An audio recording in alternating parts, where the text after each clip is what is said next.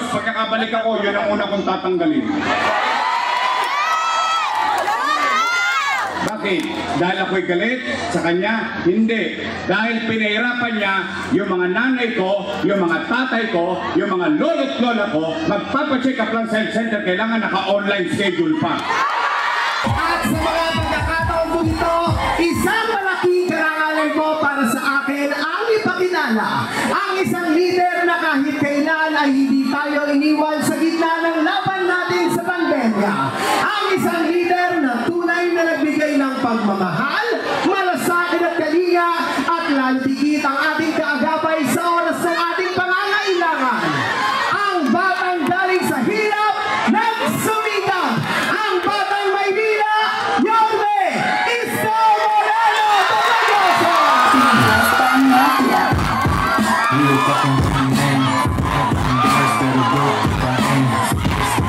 Tomagoso! Pwede mo na magkukunin. Wala kang pag-isip kasi madami. Umaga na! Gabi mo na! Magandang gabi sa inyo lahat!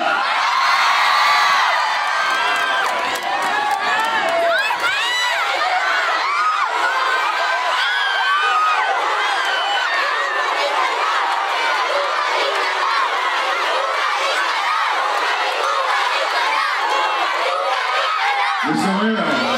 Yorme! Bakit? Ibaling mawala kami ng kuryente, bumalik ka lang.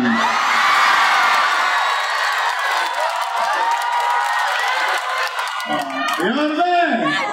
Ikaw pa rin! Etnep lang! Ano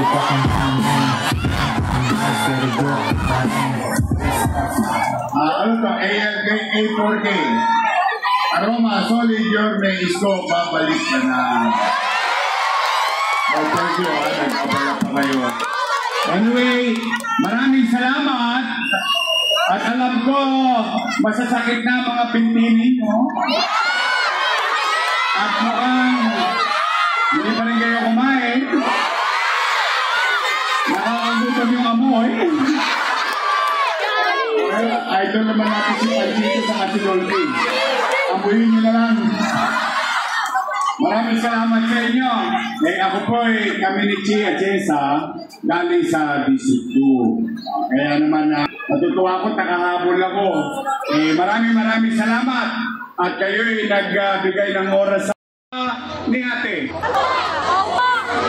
Yung vet ng MHC. At may awan Diyos. Pagkakabalik ako, yun ang una kong tatanggalin. Bakit? Dahil ako'y galit sa kanya? Hindi. Dahil pinahirapan niya yung mga nanay ko, yung mga tatay ko, yung mga lolo't lola ko, magpapacheck up lang sa health center, kailangan naka-online schedule pa.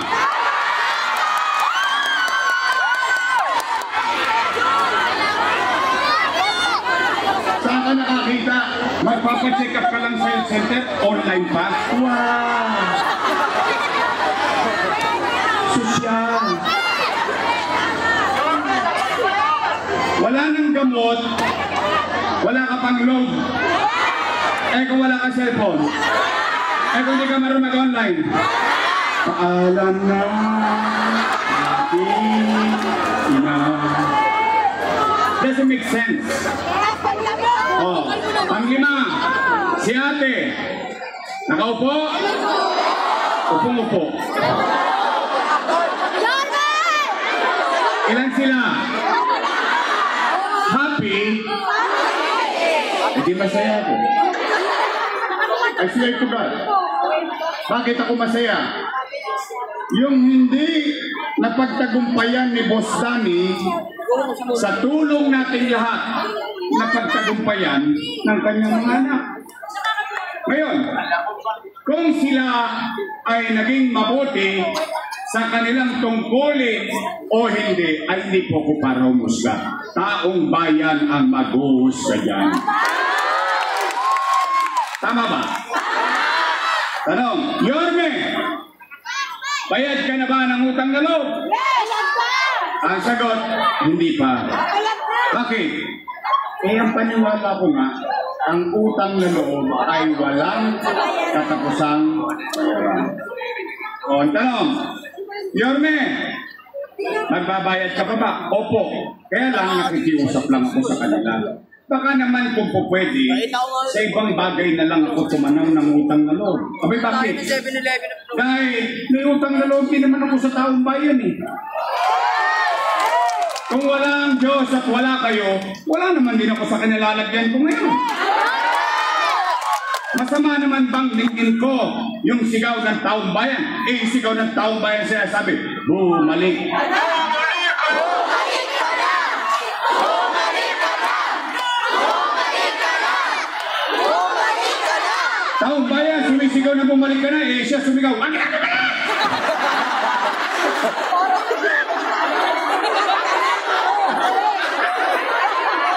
Panood nyo? Panood ko din eh.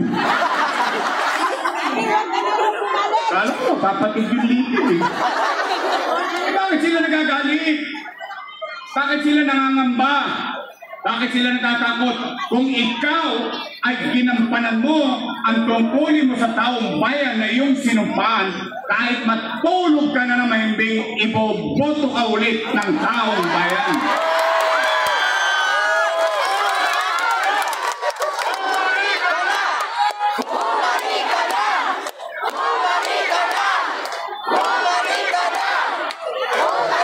Sigurado ba kayo yan? Eh, araw-araw, sinasabi, doon sa tutuban, doon sa patawag, 1,000, 5 kilo. Ano sinasabi? Si Yorme! Maraming iniwang! Itagin nyo, alam ninyo.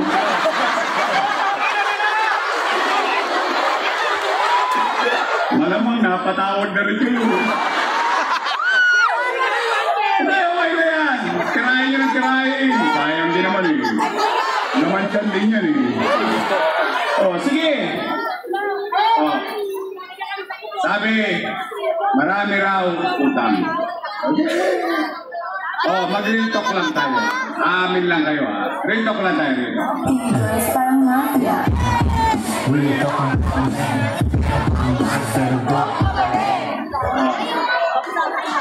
Tay, taas ang kamay ng may mga anak dito.